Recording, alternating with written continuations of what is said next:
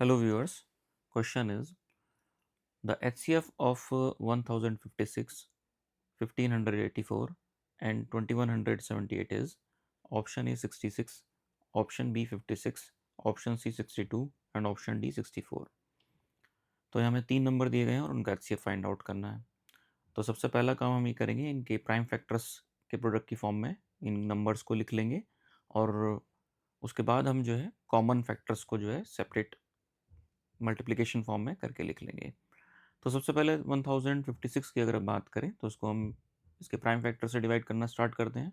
पहले 2 से डिवाइड किया 528, फिर 2 से डिवाइड किया 264, फिर 2 से डिवाइड किया 132, फिर 2 से डिवाइड किया 66, फिर 2 से डिवाइड किया 33 और फिर 3 से डिवाइड किया 11। इसी तरह से दूसरे नंबर 1584 को हमने डिवाइड किया, ये सारे नंबर्स हमने लिख लिए। ऐसे ही 2178 को हमने 2 से 9 से 11 से 11 से इस तरह से डिवाइड किया, तो हमें इसके फैक्टर्स पता लग गए। 9 की जगह हम 3 इंटू 3 करके लिखेंगे प्राइम फैक्टर में, क्योंकि हम लिखना चाह रहे हैं। अभी हम यहाँ पे साफ साफ देख सकते हैं कि इस तरह से हमने इन्हें फैक्टर्स की फॉर्म में लिख लिया है नंबर्स को, और कॉमन फैक्टर्स अब हम क्लियरली फाइंड आउट कर सकते हैं। फॉर एग्जांपल अगर हम बात करें सबसे लास्ट वाला 2178 है, इसमें 2 जो है आ रहा है, इसके 2 को सर्कल किया, 1584 के 2 को सर्कल किया और 1056 के 2 को सर्कल किया।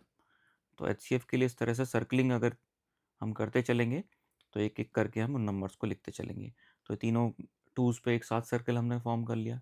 फिर उसके बाद ये 3 हमें एक दिख रहा है, तो एक 3 यहाँ पे दिख रहा है, एक 3 हमें यहाँ पे दिख रहा है, तो हम यहाँ पे n/3 कर देंगे।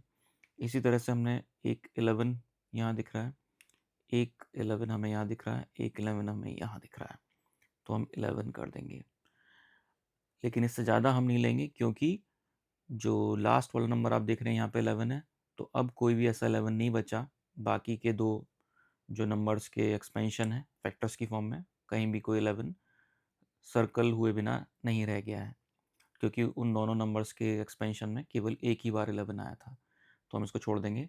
इसी तरह से जो 3 आप जहाँ पे देख रहे हैं 2178 के एक्सपेंशन में जो सर्कल होने से रह गया है, ये भी कोई पेयर फॉर्म नहीं कर पा रहा है, क्योंकि जो 1056 है उसमें अब कोई भी ऐसा 3 नहीं बचा है जो सर्कल होने से रह गया हो, तो इसलिए हम इस 3 को एज इट इज़ छोड़ देंगे।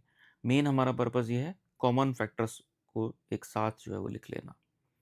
तो यहाँ पे 2, 3 और 11 ये 3 कॉमन फैक्टर्स आते हैं, इनको हमने मल्टीप्लाई किया। 2 इंटू 3 6, 6 इंटू 11 is 66, तो इसका आंसर A 66 होगा।